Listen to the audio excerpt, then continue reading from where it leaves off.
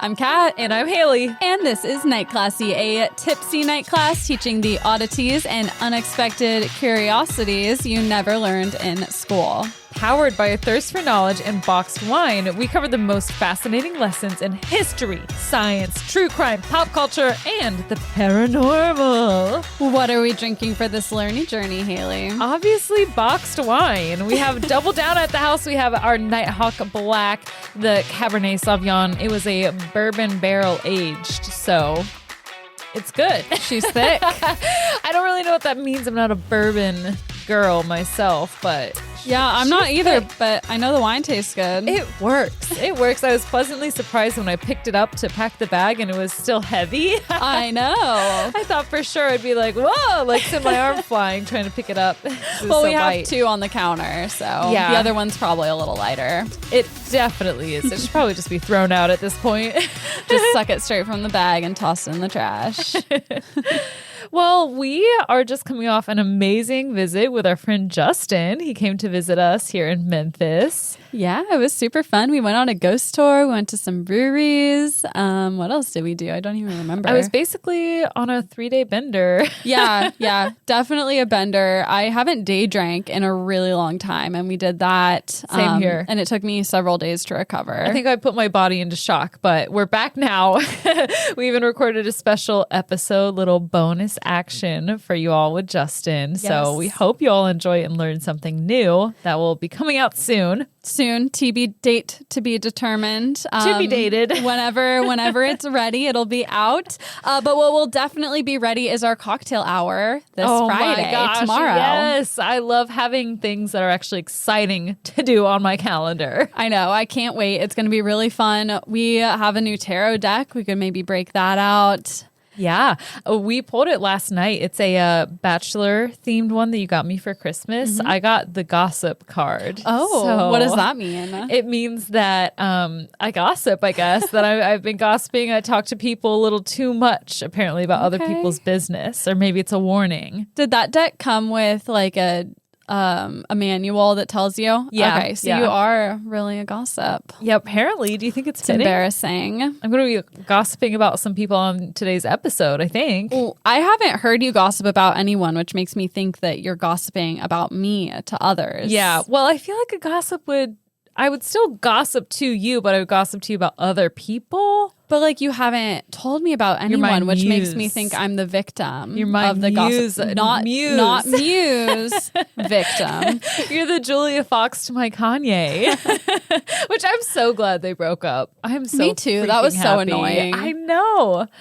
I love Julia Fox, but it made me think less of her. I don't even know who that girl is. I shouldn't have called her a girl, that woman. I don't know who she is. I really don't. I only know her because she was in, so Safdie, my cat, is named after the Safdie brothers, who she's been in a few movies of theirs, including Uncut Gems. Okay. She was in that movie.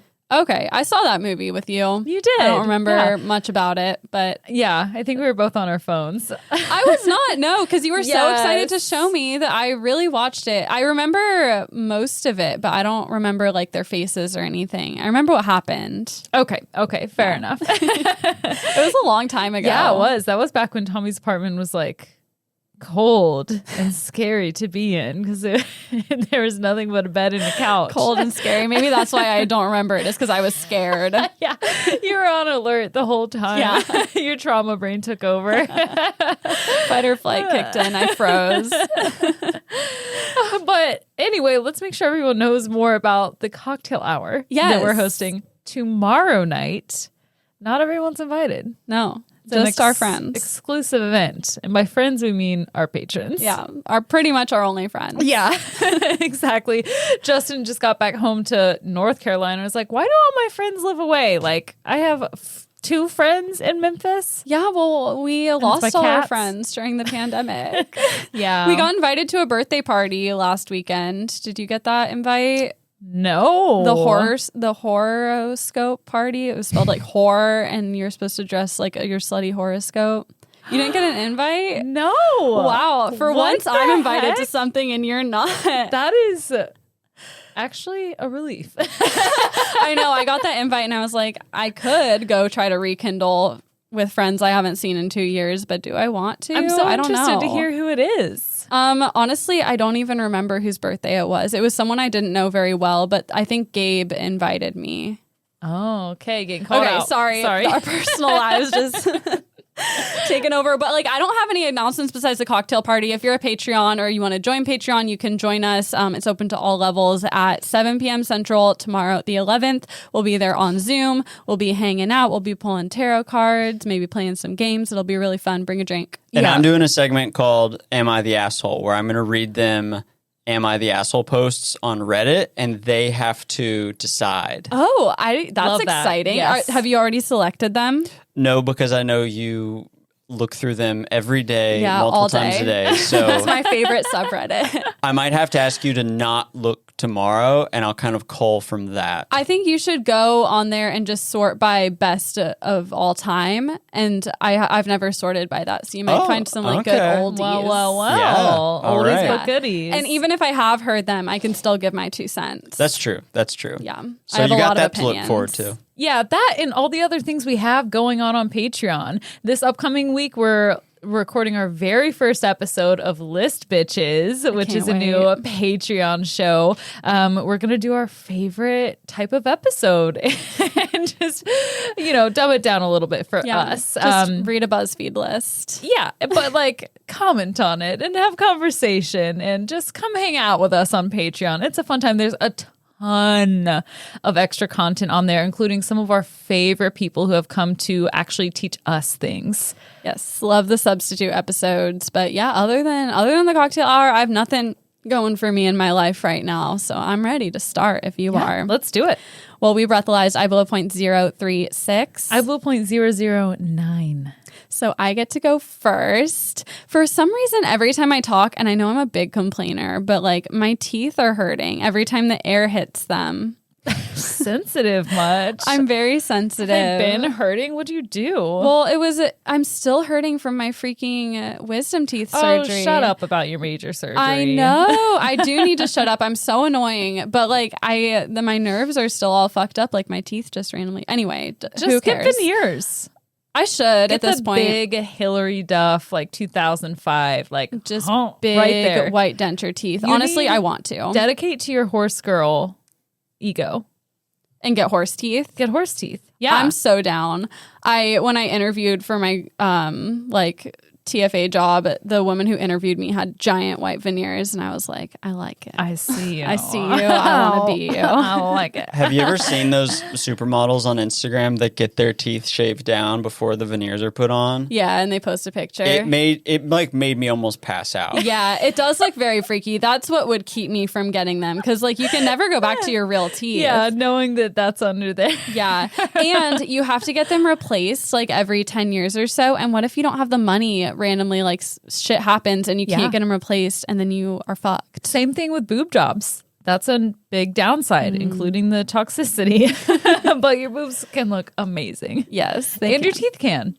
I mean, just got to make sure you stash money away just in case. It's way more fun to spend it. It is. All right, so let's get started. Let's restart. In 1977, forensic anthropologist Dr. William Bass was called to aid in a possible murder investigation. A body had been discovered buried on top of a Confederate soldier's grave in Franklin, Tennessee. So I think they were like exhuming the body for some reason, and they found a fresh body in the grave. What if they're just like, oh, wow, they really just raw dogged him. They just threw him in there. God, he's preserved so well. I think he actually may have been in the casket. It was really unclear in this article. I'll keep reading. Okay. So the original grave was for a soldier who had been killed in the Battle of Nashville in 1864, so Civil War, and the body was still intact. So they found this body. The skin on it was still slightly pink, like it looked fresh. They're like, this is someone who was recently placed here. Dr. Bass estimated that the body had been deceased for under a year. Like she was fresh as fuck. What bad luck to be like, okay, we're going to do a grave that we're going to bury this new body in as the criminal or murderer, being like, no one is going to be going to this grave from over 100 years ago. Seriously, you think you're so safe. You came up with this plan and you're like, this is the best plan. No one can stop me. You don't need to think about your plan. You need to think about God's plan. God wants to catch all murderers. All the dumb ones. Yeah. This guy's a smart murderer, though, I think. I think that was a good plan. Sadly, it didn't work. Not sadly. Anyway, you'll find out. So so Bass came. He's an expert. He looked at the body, saw it was fresh. His theory was that this was a murder victim and that, like we had said, it had been swapped with the Civil War era corpse. However... Oh, it had been swapped? Mm-hmm. So the Civil War era corpse was not even there. No. Oh. It was gone. Okay, that's a whole other level. I know. The article said on top of the grave. So I was like, is it still there? And then apparently it had been swapped. So I think the body may have actually been in the casket. Details schmetails. Yeah, it was unclear. I tried to look more into it and nobody could give me a straight answer. Anyway... Civil War corpse. However, testing and analysis of the body's clothes and teeth found that the corpse really did belong to William Shy, the original owner of the grave. So he's a zombie. Yes. His body had been preserved for over 100 years through embalming and a tightly sealed iron casket. Dr. Bass was supposed to be an expert, yet he underestimated the time of death by over a century. Whoa. So, yikes, big yikes. To him, this was like a wake-up call that more research had to be done into how human bodies decompose. Prior to this, research had been done on this a little bit, but only in low volume and only on pig carcasses, not actual human bodies. And while pig carcasses are physiologically similar to humans, nothing beats the real thing. This incident inspired him to open the first ever body farm at the University of Tennessee, Knoxville in 1972. Hell yeah. My mom, all throughout my childhood, even now, she's like, donate my body to the body farm. She can do it right now. I'll tell her how. Not right now. Right now. Well, you can do it while you're alive. I'll tell you. Okay. Okay, I'm listening. Are there pictures of that Civil War body? I didn't see any. What was his name again? One up. William Shy. Okay. Bass used a 1.3 acre plot of university land, and the idea was to leave human corpses to decompose in various conditions to study the process of decay. Since then, 6 other body farms have been established in the United States at various universities, including Western Carolina University, Texas State University, Sam Houston State University, Southern Illinois University, Colorado Mesa University, and the University of Southern Florida. And I wasn't going to list all of them, but I was like, if that's someone's alma mater, they'd probably be excited for the shout out. For sure. Australia, Canada, India, and the UK have also built body farms. Body farms receive their bodies by donation, and the process varies by location. In some places, the individual has to be the one to donate their body and sign off on it while they're alive. So that's why your mom should get moving, because you might not be able to do it for her. Yeah. In some locations, though, a family member or next of kin can be the one to do the donation. Such an intimate decision to make. Like you should make that decision while you're alive. Definitely. I don't think you should be like signing someone up that didn't consent for that. But I think like the idea is the same. It's like you tell your child that you want your body donated. And so that's what they do. It's like, okay, Dad, I couldn't get you into the nursing home. Let me send you to the body farm. How about that? You're welcome. Occasionally unknown and unclaimed bodies are donated to these facilities, though, of course, that to many that's considered unethical. I went to the University of Tennessee Knoxville's Forensic Anthropology Center's website to see what the process is like there. So you go on the website, and at the top they instruct you that if you want to make an arrangements for an already deceased person, you should directly call this phone number because bodies decompose quick. They need to get their hands on it.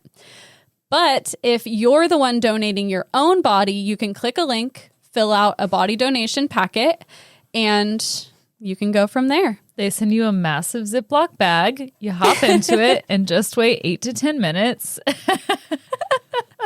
There you go. Don't forget your shipping label. People will thank you. There are Requirements for bodies they will accept. Bodies must pass a postmortem COVID-19 test. They must not have any drug-resistant diseases or be HIV positive, and they must not have any antibiotic-resistant bacterial infections. Is not being HIV positive, is that like a homophobic regulation? Honestly, that's probably where it stems from, but they are like really strict about like any contagious disease they don't want on the body farm, mostly just for legal reasons, like on the off chance something could happen. Yeah. You know, they got to cover their asses. Okay. Because they're already controversial to start with. Donating costs nothing. And if you're within 100 miles of Knoxville, they'll pick up the body free of charge. Oh, free. So just like put your mom in a home in the suburb of Knoxville.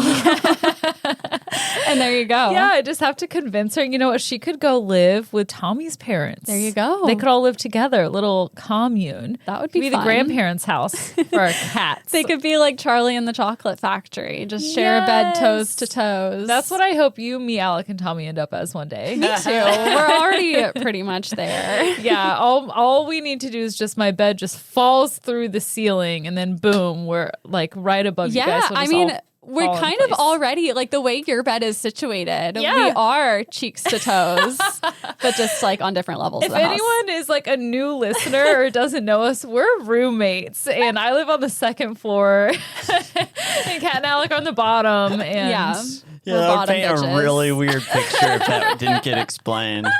Yeah, we all sleep toe to toe. cheek to cheek. But when I read this, I was like, that's actually really cool that it's free, because even cremation costs a lot of money. So if you don't have the money for a funeral, or you don't want to burden your family with that, or like them to spend their inheritance on your funeral, like I think it's a good idea. I was honestly considering clicking the form and filling it out. Once you've been accepted to donate your body, you receive a donor card and you keep it on your person so that if you were to die in an accident, they would know what to do with you. And some people are worried that if they're an organ donor, they can't donate their body, but you still can. They'll harvest your organs and then send the rest of your body to the facility. I love all the agricultural terms in this, like harvest your organs at the body farm. Like, what? I feel like there should be a whole other genre of words, like forensic terminology. I think it's a way to like streamline, like, you know, like not Don't make it too personal. Yeah. Don't be suspicious. Exactly. UT Knoxville accepts about 100 bodies per year. So I think there's even a waiting list. Like they can't take too many because they only have so much space. And a lot of people do want to donate. Next year's experiment. What happens when we pile 300 bodies on top of each other? How does it affect the decomposition process? It smells really bad and all the neighbors are angry. Oh, yeah, that'd be dank. So what exactly happens to your body when you donate it? It varies place to place. At Texas State University, researchers take your measurements, photographs, hair, and blood samples. Then they assign your body a number and place you out on the grounds at least a few feet away from others. There can be a maximum of 50 bodies in the field at one time. Usually the body is deposited naked, but not always. And the location is related to whatever the researchers want to study. For example, either near water, under tree cover, in an open field, etc., whatever they're trying to do. Sometimes the bodies are placed under wire cages to protect them from scavengers. Yeah. And there are pictures of this online and it looks really creepy. But sometimes they're left out in the open without cages in order to study the effects that animals have. Yeah, I watched a bunch of videos on this like a year ago, so it's fun remembering, and I just have such a vivid image in my mind of a vulture like trying to peck through the wire. It's so gross, and it was making me think like the birds and shit eat the humans and then they just go die somewhere and there's just like human remains scattered all around. It's kind of weird. Yeah, it is weird. Mm-hmm. Bodies are also left places to mimic what it might have been like for discovering a crime scene. So, for example, they're sometimes placed in water tanks, tied to trees, encased in concrete, or placed in the trunks of cars. Oh my gosh, they called Ted Bundy and they're like, got any what ideas? What would you do? Yeah. They call Zac Efron and they're like, you got into the mind of Ted. What do you think? Tied up to a tree. The intern in a car. The intern like says they're going to contact Ted Bundy, but is really talking to Zac Efron. Probably a much more enjoyable experience. The intern gets the job so that they can live out their fucked up fantasy. Be like the mind hunter. Yeah. Meanwhile, while your body is rotten in a field, a nearby radio station monitors environmental factors like humidity levels, wind, and temperature. And of course, this is all to advance science, both medical science and forensics. Sometimes investigators will practice doing like crime scene investigations on these bodies. It benefits a lot of people. Before body farms, not a lot was known about human decomposition in general. Thanks to body farms, we've learned exactly how the human body decomposes and how forensic scientists can use this information in homicide investigations. So, how exactly do bodies decompose? Oh my God. Okay. Not cases. Are they the same? Our lessons. Sometimes they're like, loose ties. Uh-huh. This is going to be interesting. I hope we don't overlap too much because I'm about to go deep into body decomp. No, I don't think it'll be too much. Okay, good. Like, spoiler alert, it's really fucking gross. So if you're squeamish or eating, probably best to just skip this part of my lesson. I don't want you to skip it, but just immerse yourself in it. Just visualize the visuals, smell the smells. Yeah. Exposure therapy. Decomposition starts only moments after death. The process begins with something called autolysis, which means self-digestion. When the heart stops beating, the cells are... I don't know why I can't talk today. Just slow down, relax. I can't. I gotta read. When the heart stops beating, the cells are deprived of oxygen, increasing their acidity and spurring chemical reactions, which create toxic byproducts. Wait, I thought it was heart beeping. You're so annoying. That's what my preschoolers say. I can hear your heart beep. Okay, that's pretty cute. I love how it was silence. I expected like you're so dumb way sooner. Like that was way too heavy. I was going to let you explain yourself because I knew this wasn't coming out of nowhere. So I was just waiting for the explanation and I got one. Your preschoolers say I just wanted a reaction, really. You got one. I stared at you and called you annoying. Enzymes will then start to digest cell membranes, causing their contents to leak out. And this starts where the most enzymes are located, which begins in the liver and then goes on to the brain. Blood vessels will start to break through and blood cells will spill out into the capillaries and small veins, and they'll kind of settle there, which starts to discolor the skin. The body temperature drops until it matches the air temperature, and then rigor mortis sets in. This is a stiffening of the body that starts in the eyelids, jaws, and neck muscles and then works its way down from your head. Rigor mortis is caused by accumulations of protein, which without energy to move them around, they can no longer move. So they just kind of accumulate and make you really stiff. Rigor mortis makes me think of Rick and Morty.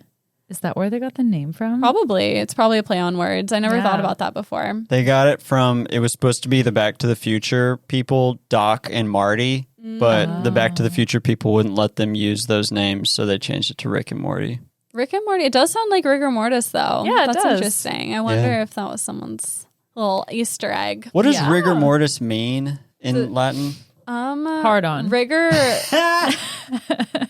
Rigor means stiff and mort means dead. So okay. Stiff, dead. It's kind of a stretch if you ask me. I mean, it kind of means hard on. Yeah, it does. It's like in the Goonies when he's like, he's a stiff. When decomposition starts, at first the only organisms feeding off of us are our natural microbiomes, which we're full of, especially in the gut. The rest of our organs have very little or no bacteria until the time of death when they start seeping into the rest of the body. Barf. I know. Barfo disgusto. I hate it. When I think about body leakage after you die, I'm pretty comfortable with death. Love thinking about it. I mean, I'm not like mentally love thinking unstable. about it. Do it all it. the time. I'm counting down the weeks of my life. I'm 500 weeks. Alec is a freaking psycho and printed out like a calendar that shows like how many weeks there are to live in 75 years and then highlighted all the ones he's already lived as a visual to himself about how little time he has left. It was scary. Yeah. It's definitely scary, inspiring. Inspiring. Hashtag inspired. But I do like thinking about it. I wonder what is next. And I'm not in any rush to get there, but it's just like life's mystery. Yeah. I don't think there's anything unless maybe we're reincarnated at some point. I really like the idea of reincarnation. Me too, but Or I don't think we know we're being reincarnated. Yeah, I don't think so either. I also like the idea of like, you know, those like multi-layer gumballs that like each layer is a different color. Yeah. I think that could also be what we're in. It's almost like a Horton Hears a Who type thing. Do you mean like multiple realities at once layered on top of It each could other? be. I don't know. I just feel like there's Or you go layers. on to the next dimension when you die. I don't know how it works, but just thinking about how we have like living cells in our body and they're so small. I see what you're saying. And then it's like you zoom out and there's us, and then you zoom out and there's like our solar system and then the universe. I'm like, what if we're just like one small Just a speck of dust on someone's spaceship dashboard?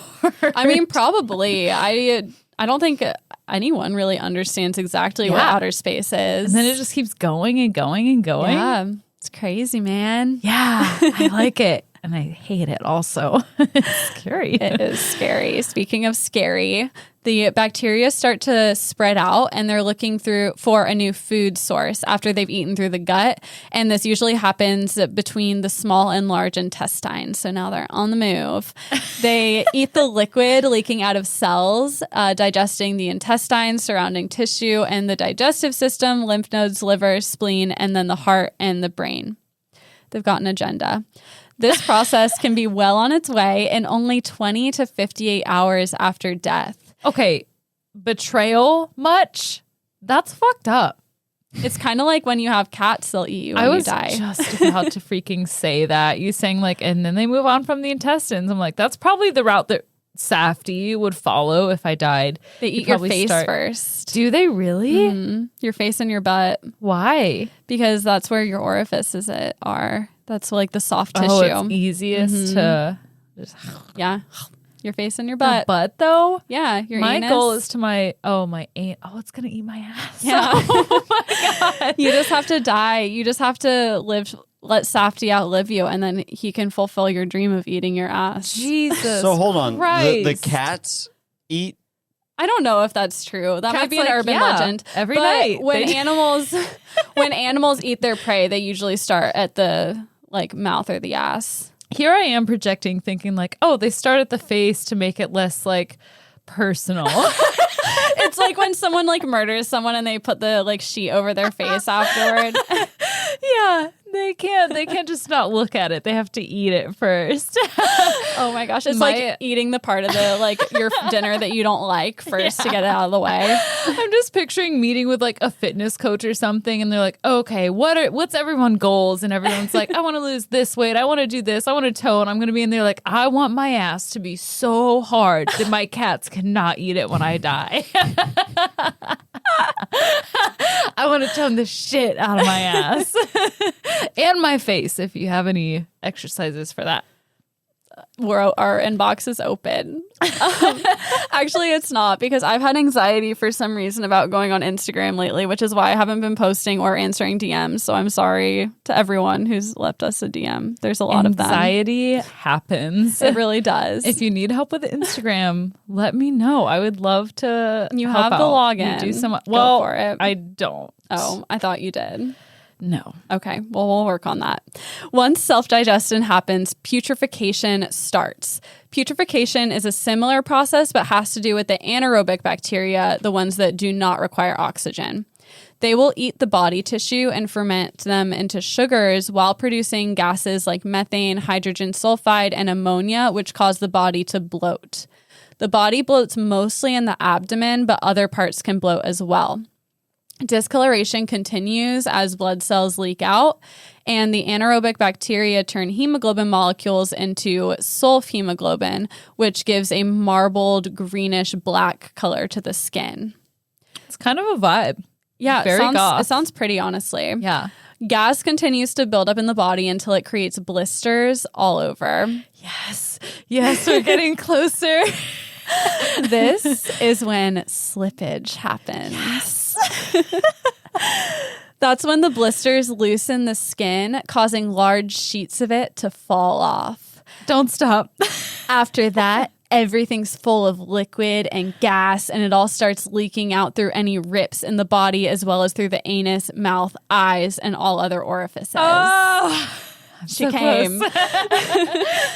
Sometimes there's so much pressure, the abdomen bursts open and it all pops out. And that is my favorite part. Now that everything's all out there, this is when the bacterial and insect activity really peaks, and the body is now its own ecosystem. It's peaking. Its own picosystem. It's pico de system.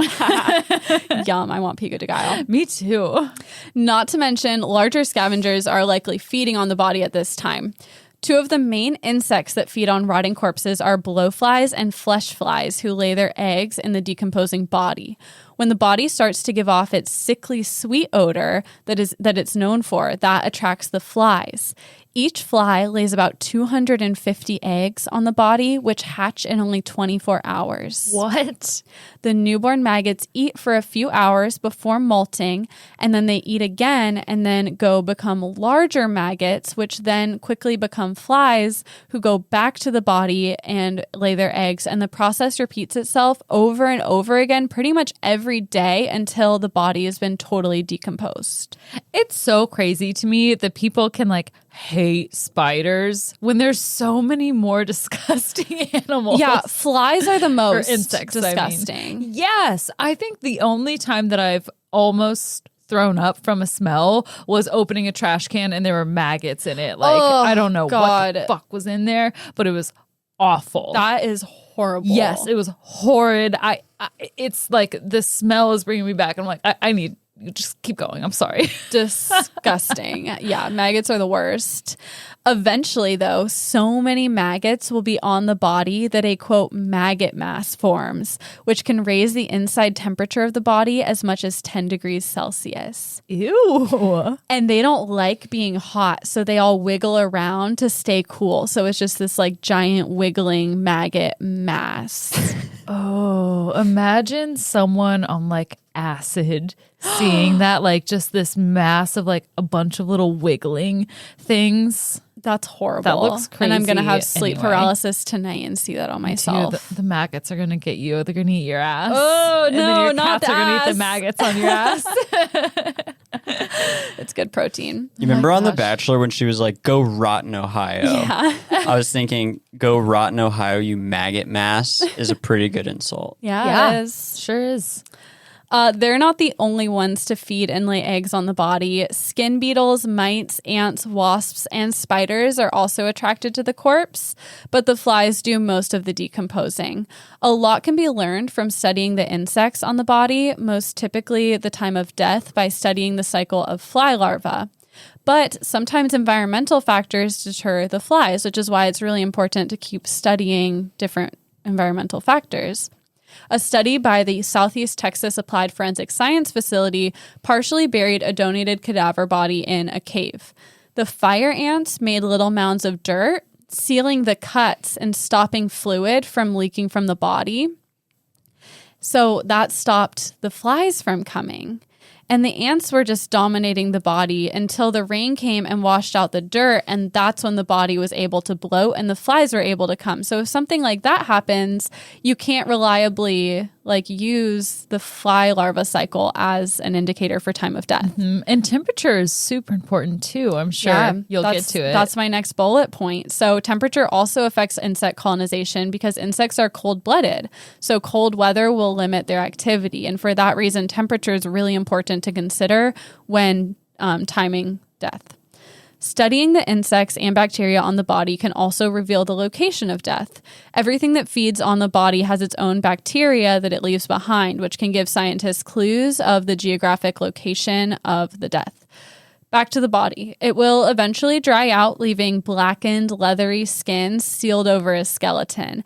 And I'd never seen this before, but there's pictures online, and it looks like kind of like a skeleton was dipped in tar almost. Like it's really shiny and black. Yeah. But even with so much of the organic material gone, this leaves a mark on the soil. By this time, all the purging was done, and what's left is called a cadaver decomposition island of what's essentially enriched soil. Oh, Alex looking at pictures.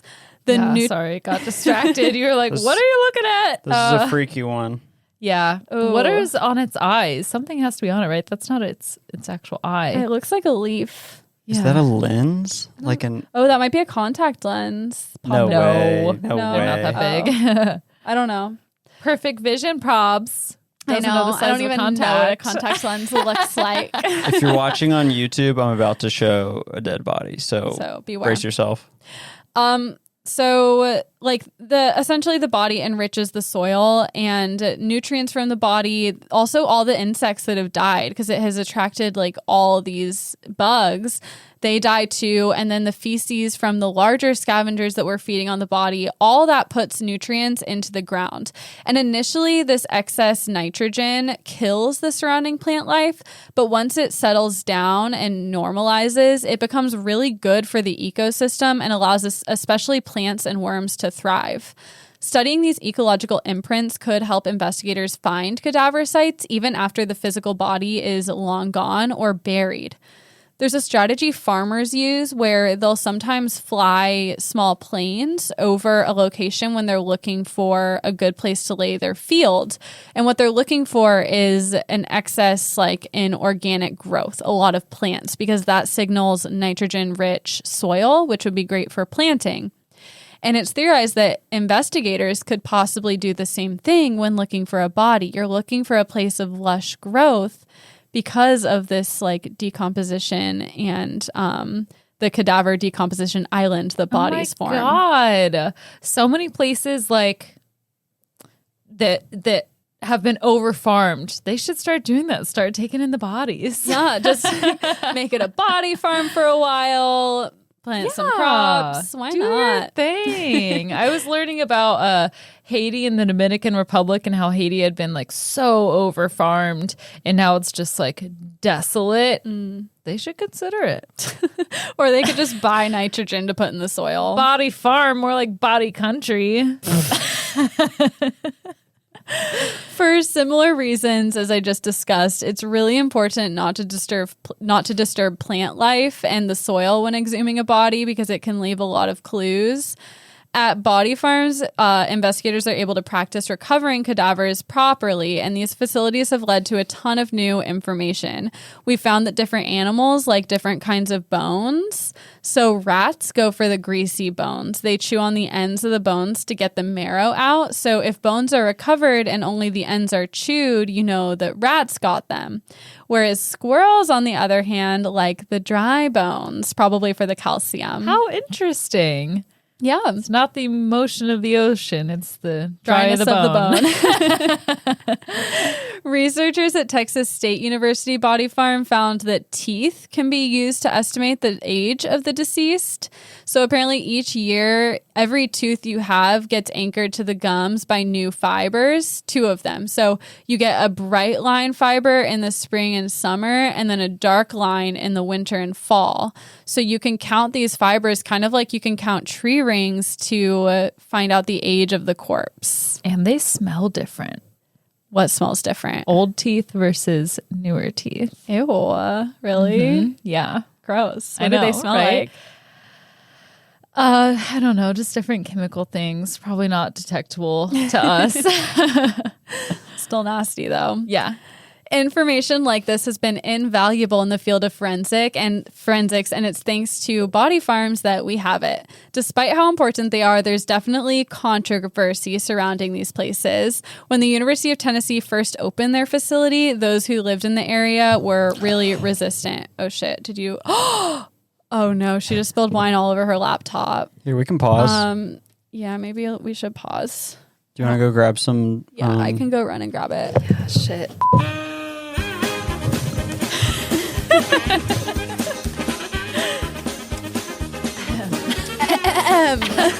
Anyway, are we rolling yet? Yeah, we're rolling. Oh, okay. Well, that was fun. I owe you a new laptop case. Thankfully, my new laptop isn't fucked. Yeah, fun now that it's over. I know. We were just saying we're shocked that this is the first time we've spilled wine on our computers. That's seriously a miracle. Yeah. We need to just have long straws or like wine glasses that have lids on them that go directly to our mouth, just like clipped on so we can just like sip from the side. In college one time I bought a pack of like 300 novelty straws that were like huge so you could sip like wine straight from the bottle. That is such a Katya purchase. It like popped up on my Amazon or something and I was like, this is so funny and cool. And so I bought them and I think I used one like once. No one likes to drink wine out of a straw. Hell no. And so sadly I just killed a bunch of sea turtles because I think I sent them to Goodwill, but no one's going to buy a pack of open straws. Yeah. Seems sketch. Not great. Anyway, back to this. We're wrapping it up. So when the body farm was opening, people didn't like the idea, especially those who were living near it. They had very valid concerns over insects and scavenging animals that the place could possibly attract, and possibly even that animals like coyotes could distribute body parts outside the facility. Once the body farm was built, residents then complained about the odor. The university installed a big privacy fence to solve the issue, but that wasn't enough. Yeah, odor travels by air? Yeah, I don't know. I just don't think there's really anything they can do besides, keep the coyotes at bay. Where are they going to move to? Not the body farm, the neighbors. Oh, yeah. I mean, maybe you'd have to if it really bothered you that much. I think it'd be cool to live by there, but that's just me. But it's not like you get to walk through. I would want to like see the bodies. Yeah. I'd buy a drone. That's what I would do. There you go. It's not protected airspace, I'm sure. Probably not. Knoxville residents formed an organization called Solutions to Issues of Concern to Knoxvillians, or the acronym S.I.C.K. And they held up signs that read, "This makes us sick." Which this is a classic example of choosing the acronym and then just figuring it out from there. Yeah, exactly. An acronym is important, though. It is, and it's a pretty good acronym. Another concern is the spread of disease, which is why body farms do not accept bodies that have tested positive for infectious diseases. And everyone around the bodies must be up to date on all their vaccinations. But also, when bodies go through the putrefaction process, the diseases decompose with them. So it's not really an issue, but better safe than sorry. Ultimately, as long as bodies are provided with consent, the benefits far outweigh the concerns. And to end this lesson, I just have 3 body farm fun facts. Give me the fun facts. Number 1, we aren't 100% sure where the term body farm came from. That is the question I have. Yes, and there's 2 theories, so it came from one of these. Number 1, it's sometimes credited to the Knoxville Police Department, who began using the word as slang in the 1980s. Because they're pigs? No. What? People call police people pigs? call police. Oh, because of farm. Okay, I'm sorry. I'm just stupid. Old MacDonald. Had a farm. Yeah. Yes. Other people think it came from a 1994 crime novel called Body Farm by Patricia Cornwell. I like the idea that it came from slang a little better. Yeah, I do That's too. more fun. Number 2, loved ones of the deceased can request from the University of Tennessee, Knoxville to see their relatives' bones and hear how they're advancing science. And the university receives about 4 to 6 requests per year. Now I have to send my mom. Right? Then you could go to the body farm because it's not open to the public. I think you're only allowed if you are granted a special request to see a loved one. Yeah, I want to go. Mm-hmm. Me too. I want to go visit non-loved ones. I want to visit unloved ones. And finally, researchers do get used to the smell. Forensic scientist Joan Bythway told 60 Minutes, quote, "After doing this for 9 years and plus working cases prior to this, no, you just get used to it." So there you go. Man, I didn't think that was even possible. Yeah, I feel like you just go home. It's like working in a restaurant. You go home and you just feel like the smell of ketchup has seeped into your blood. But instead of ketchup, it's ketchup. Decomposing body. Yeah. My body's constantly decomposing. I have so much dead skin. Yum. Oh my gosh, that was awesome. Thank you. My sources, and buckle up, this is long. My sources are the Body Farm Wikipedia page and allthat'sinteresting.com article called Enter the Disturbing World of Body Farms by John Karosky, the William M. Bass Wikipedia page, the UT Knoxville Forensic Anthropology Center website, the Guardian.com article called Life After Death, The Science of Human Decomposition by Mo Costandi, an article called Exclusion of Forensically Important Flies Due to Burying Behavior by the Red Imported Fire Ant in Southeast Texas by Natalie K. Lindgren, Sybil R. Buccelli, and Alan D. Archibute and Joan A. Bythway. That was like an academic article, so they worked as a team. Futurism.com, Ranker.com, TexasTribune.com, HowStuffWorks.com, MentalFloss.com, and OKWhatever.org. Source bitch. Source bitch today. Me too, though, so. That was my lesson. I need to pee. I do too. Let's freaking go. Okay. We'll be right back after this ad break. This podcast is sponsored by BetterHelp. I'm someone who's never gotten therapy, but I really always think about it. And quite honestly, the two biggest barriers for me are cost and the fact that I don't like leaving my house. I think that's you and millions of other people. And as someone who has gone to therapy and has benefited from therapy, I can say without a doubt it has changed my life. It's changed the trajectory of my life. That's one of the things that I think is so great about BetterHelp is that it really takes down the obstacles to getting help, to being able to talk to someone who's completely unbiased in your life, someone who can help you recognize any thought distortions, help you practice gratitude. Not only that, but they can get you set up and communicating with your therapist in under 48 hours. That is like mind-blowing to me, you know, because you go and search like therapist near me and it seems like it would be like a several week or months long process to go through like the traditional way of therapy. Yeah, it's a daunting task. And if you start therapy with one office and you and your therapist don't really click, to switch therapists, you might have to go to a totally new office and experience that waiting period all over again. Whereas with BetterHelp, you can quickly and easily have a new therapist. Yes, you are your biggest asset. You have to make sure your mind is right. I would not be who I am today without therapy. And I'm just so glad that BetterHelp has been working with us. We also have a special offer to Night Classy listeners. You can get 10% off your first month of professional therapy at betterhelp.com/classy. That's betterhelp.com/classy. When you sign up with that code, you're helping Night Classy as well as helping yourself. It's a little twofer, you know? It's a win-win situation. Win-win-win situation. So use that code CLASSY and we'll see you in therapy. See ya. Okay, rolling sound, rolling video, rolling back up. All right, welcome back. Let's roll into this week's Night Classy learning journey. It takes us to the early 1800s, Bavaria. Andreas Bichel. Bichel. Bichel. Bichel.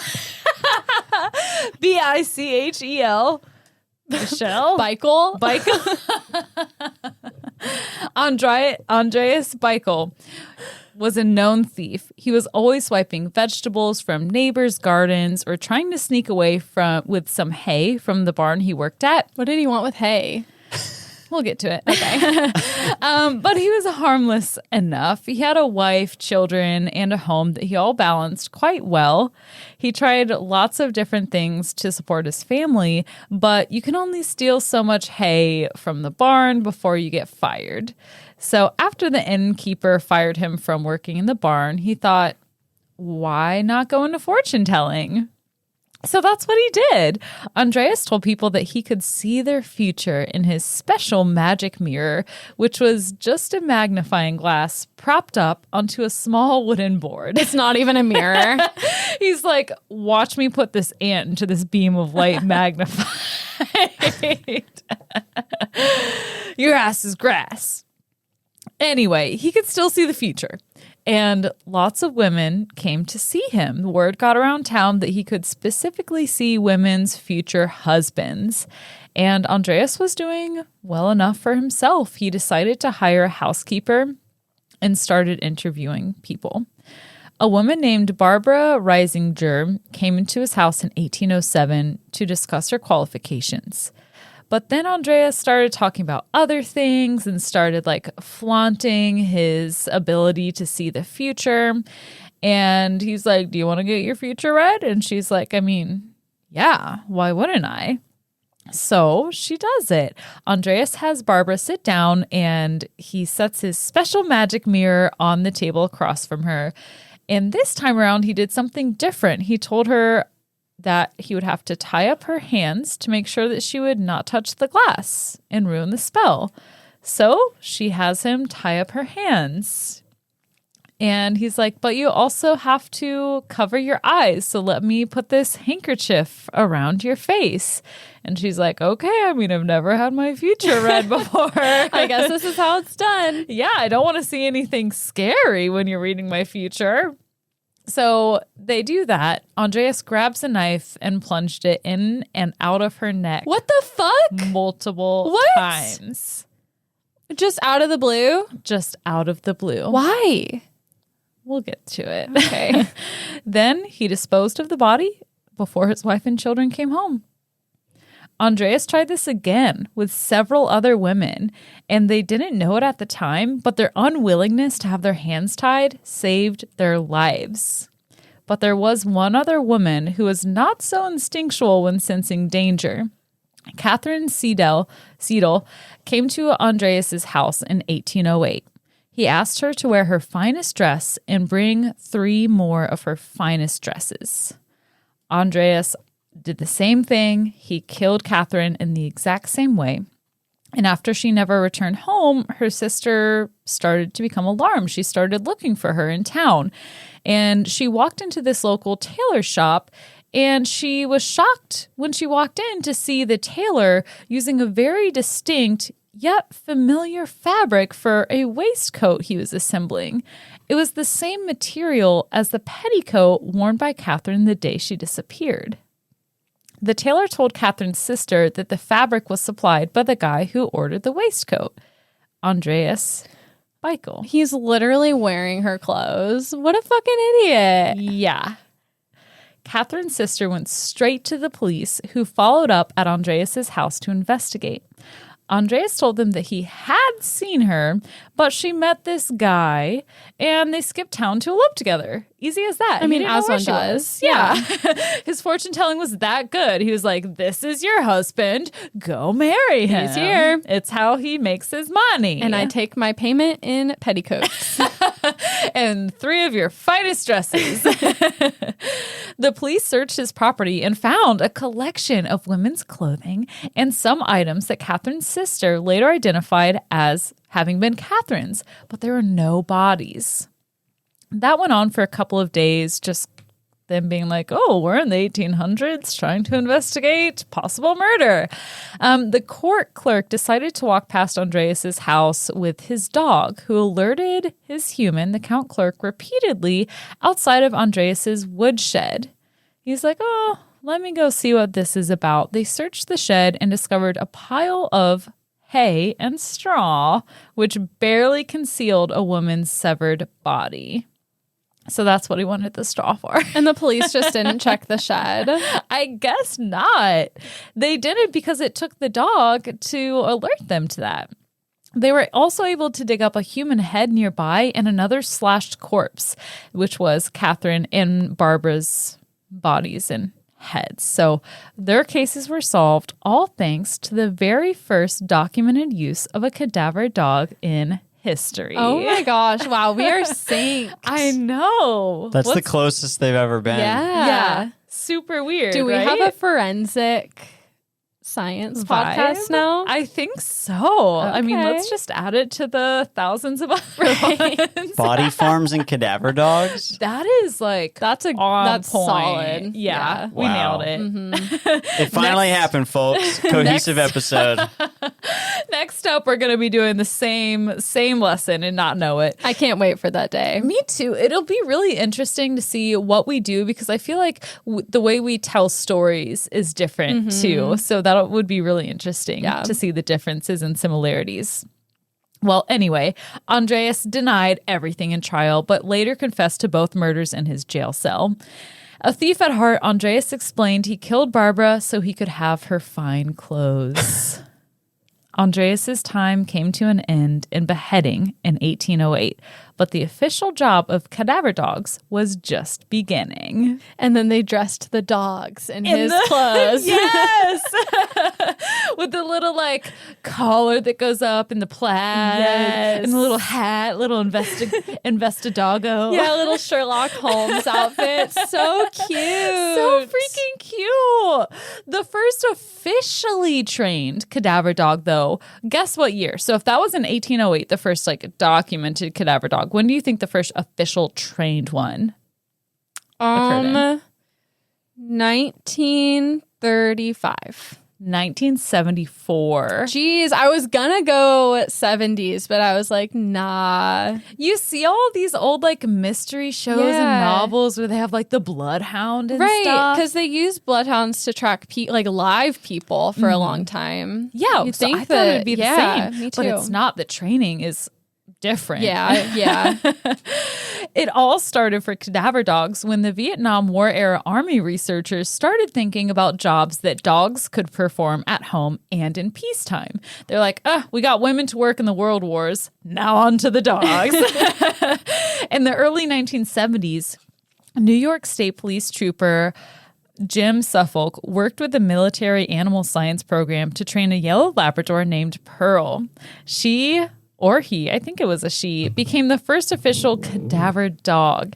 Their first find was a part of a homicide. A Syracuse college student named Karen Levy was sniffed out from 4 feet under. Now, trained cadaver dogs are 95% effective on average at picking up the sense of human decomposition, including bodies that are buried up to 15 feet deep. Wow. But how do dogs know what death smells like? And what does death smell like? Tell me. I'm so glad you asked.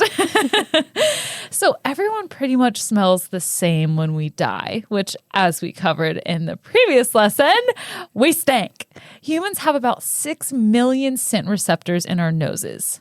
Dogs have 200 to 300 million. Wow. And their scent regions in their brains are about 40 times larger than ours. So the dogs really can smell the stench. Researchers have narrowed down human body decomposition into 5 basic stages. There was a study done in 2004 at the University of Tennessee and the FBI, where University of Tennessee, that was a body farm, where they buried 4 bodies in graves 1.5 feet deep to 3.5 feet deep. And over the next year and a half, they trapped the air that emanated from the rotting bodies through the ground. They analyzed 374 samples from the graves and found 424 volatile chemicals that human bodies make when they decompose. Yeah. Is it different from anything else decomposing, like the smell? It is. And they have to be, cadaver dogs have to be trained to distinguish between a human decomposing and an animal decomposing. Right. The scent of cadaverine is responsible for the smell of rotting flesh and is also found in urine and semen. Ooh. Putrefication is similar to cadaverine and is also what makes our breath smell bad. Okay, that makes sense. Bacteria, a little stank breath. My parents used to always tell us, their way of telling us that our breath smelled in the morning was that the poop fairy. Oh, God. I can't even say. Oh, my God.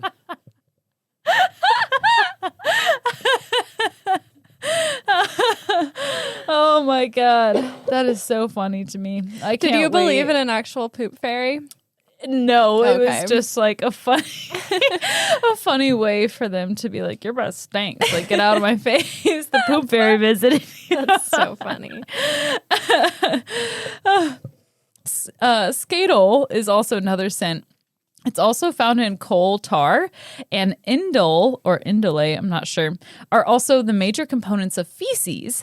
And these two are also somehow used in low concentrations to develop the flowery scents for perfumes. Ooh. Yeah. Perfume, if you like go into it, it's made of some gross shit.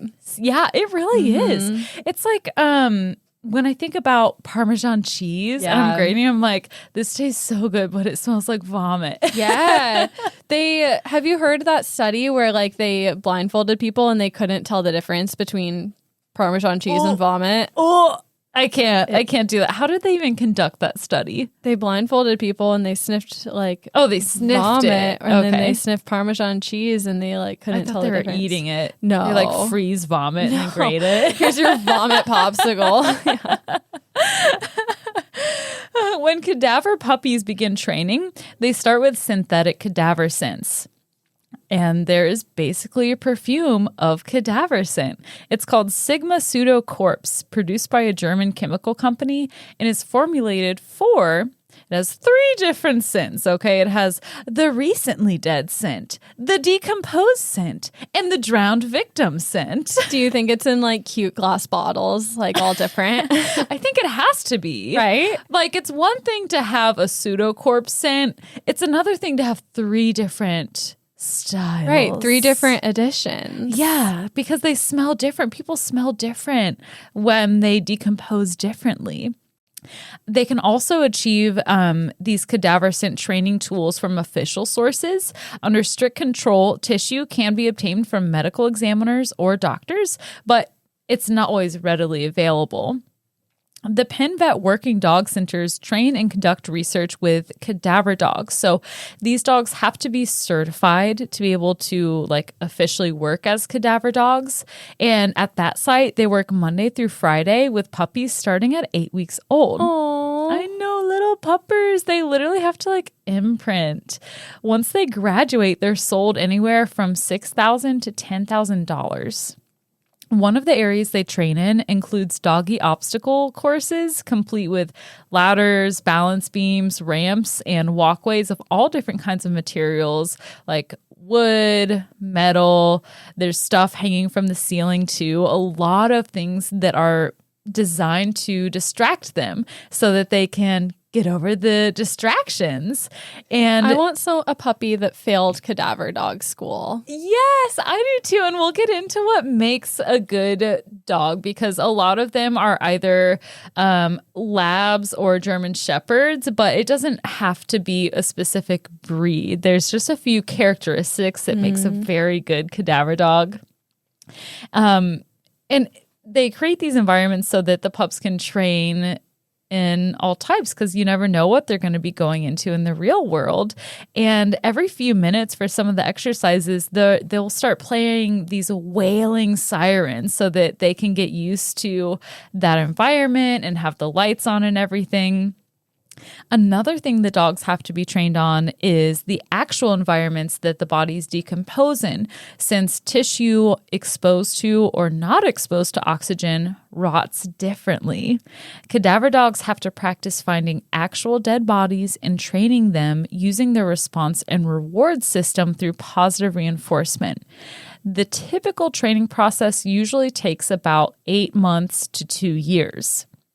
Trainers can legally get their hands on human blood, and placentas are used commonly for training purposes. I want to donate my placenta. You definitely should. Like, fuck the placenta smoothie. I'm donating my placenta to science. I'm not going to fucking eat my placenta. I mean, you do you, but I might do it if it was like deep fried. Yeah, just put it in a mozzarella stick and I'm there. That's all I need. Just shove that bitch with mozzarella, okay? It'd probably make a nice marinara sauce to dip your mozzarella stick in. Oh, shit. Oh, man. We're going to have to just like split it. Half goes to science, half goes to my belly. Again?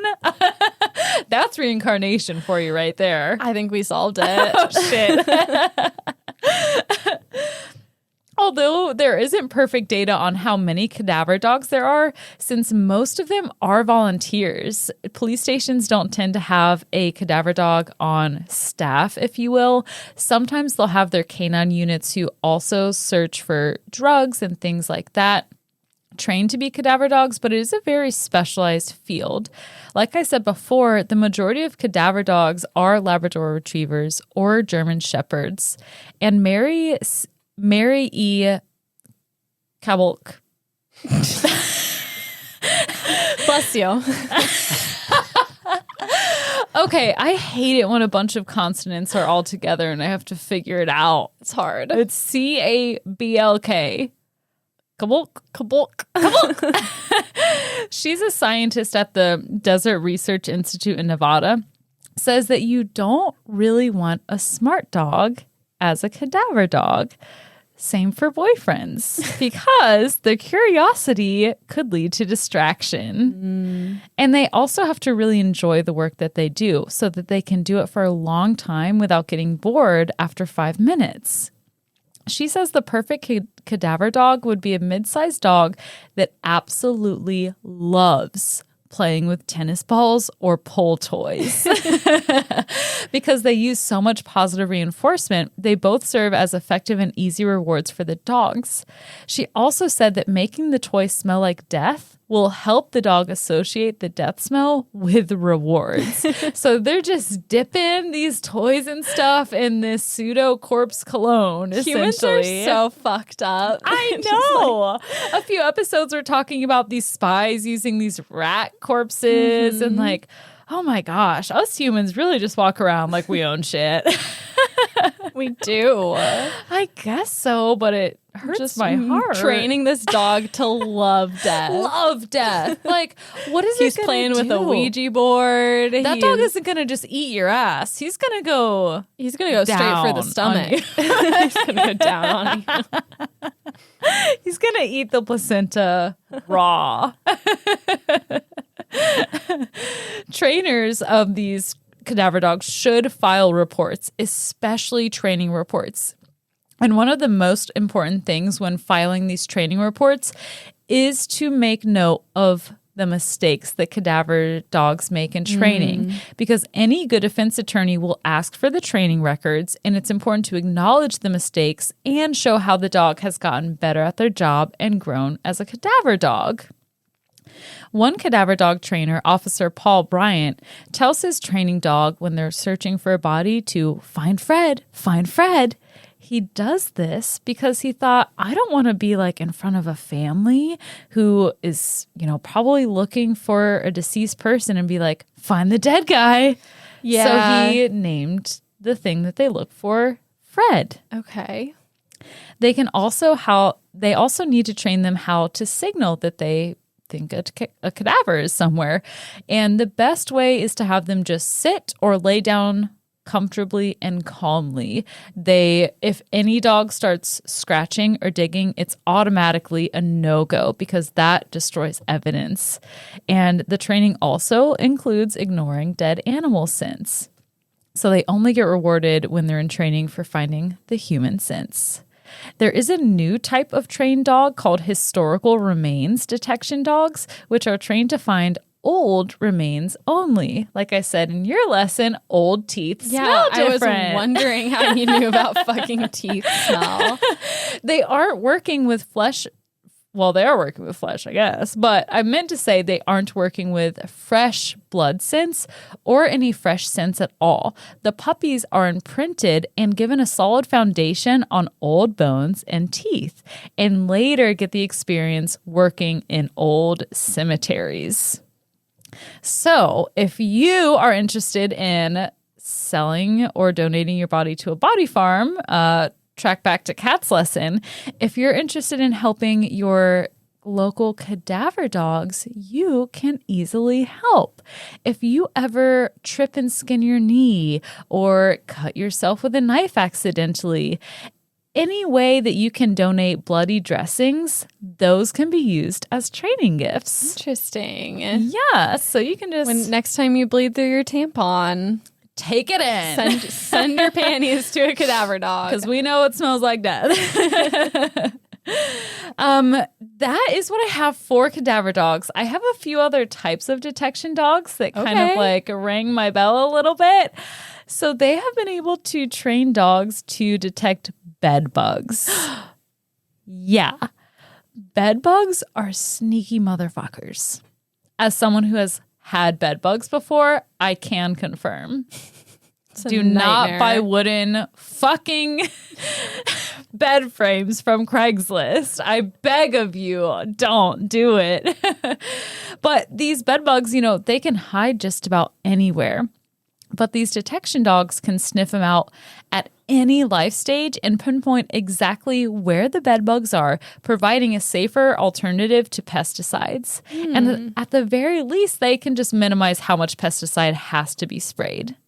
So do they take them like into hotels and stuff to investigate? Oh, yeah. I think they take them just about anywhere that bed bugs are detected.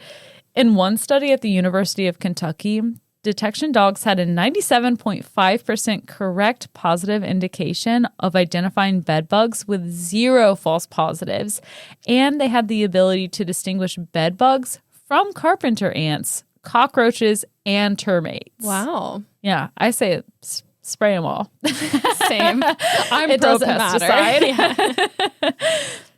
What was cool to me was that they were able to tell the difference between the live bed bugs and their eggs that hadn't hatched yet, and dead bed bugs and cast skins, and their feces with a 95% success rate. So that's crazy. The power of a dog's nose is just like insane. Yeah.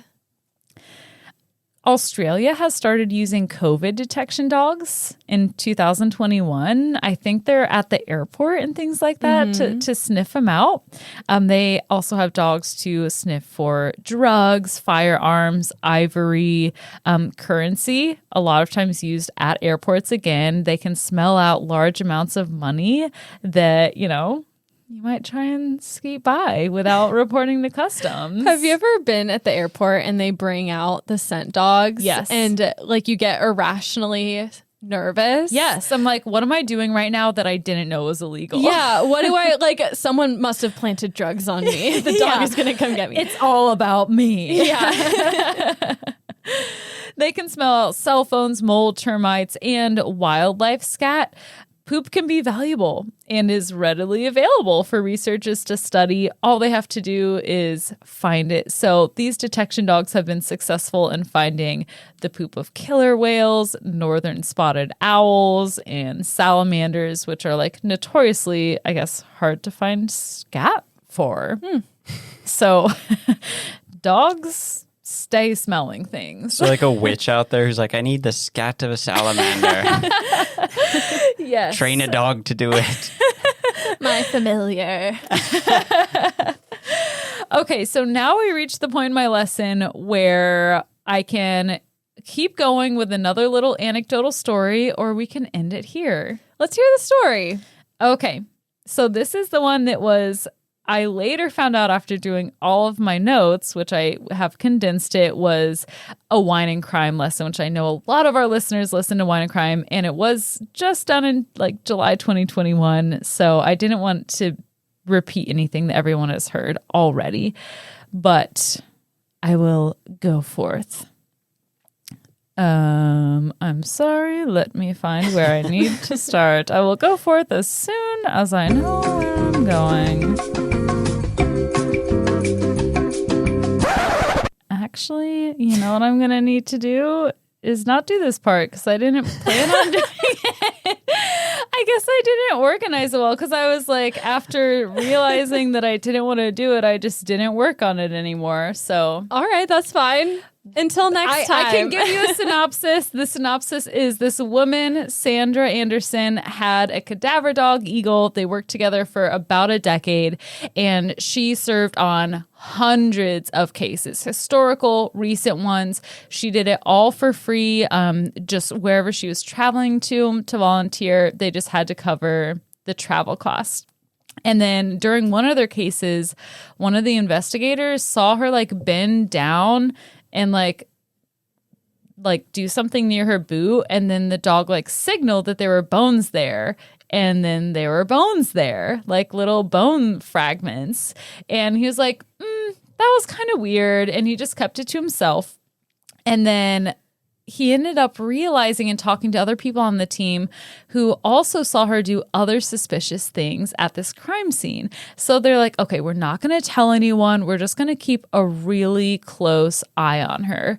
And the next day, they're all looking at her closely. She does the same thing. She bends down. They're like in a creek, and she bends down to like scratch her leg, if you will.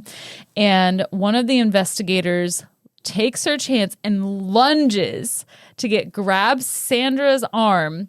And she's like, open your fist, open your fist. Oh my God. She hadn't leaned down yet. She opened her fist and there were bone fragments in there. And she had been planting evidence. Oh my God. Making it seem like her and her dog Eagle had been like the champions of these investigations. She'd done that hundreds of times. So she was only convicted of like 5 counts of planting evidence and misleading law enforcement, but they didn't fully, like they haven't gone into all the cases that she participated in. She did get some of these bone fragments from a like fire department guy that she knew in Texas or something like that. And she did go to jail for 2 years or 18 months and then was on probation for like 5 years.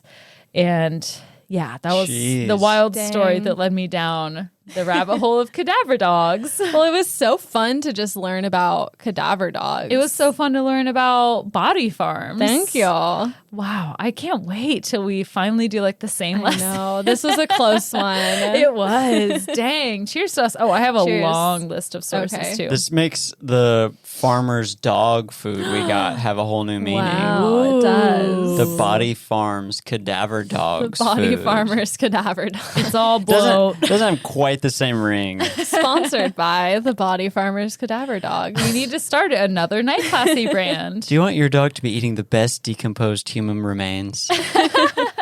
We get to the remains before the maggots ensue. All right, my sources are unsolvedmysteries.fandom.com, searchandrescuescams.com, IOSCO News, Dog Handler Sentenced to Prison by Holly Nelson, Dog Detection Wikipedia page, archive.archaeology.org, Canine Case Closed by Evan Walker, NationalPurebredDogDay.com, the first cadaver-trained dog, Murderpedia.org page for Andreas Beichel, Inverse.com, what cadaver dogs really sniff for, and The Hunt for the Dead. The Guardian, Cadaver Dogs, attending camp with the canines trained to smell death by Liz Lucking, Anna Marie Rackerman, Cadaver Dogs in the 19th Century, and Cadaver Dogs aiding law enforcement throughout history. New York Times, How to Train a Cadaver Dog by Malia Woolen. AETV, How Cadaver Dogs and Their Handlers Help Solve Crimes by Crystal Point. And last but not least, American Kennel Club, Cadaver Dogs, How Canine Noses Help Find Dead Bodies by Mara Bobson. Wow, that felt like a list bitch lesson, just reading your sources. 2 source bitches tonight. Seriously. Yeah. Wow, we're just on the same frequency, I guess. Apparently so. Well, thank you guys so much for listening. If you liked this, please remember to rate, review, and subscribe on Apple Podcasts and Spotify. Tell your friends about us. It's the best way to spread the word. Follow us on social media. And check out our Patreon. And if you are a Patreon, please join us this Friday tomorrow at 7 p.m. Central for our cocktail hour. We're so excited to see you. And as always, we love you. Thank you. And 3, 2, 1, class dismissed.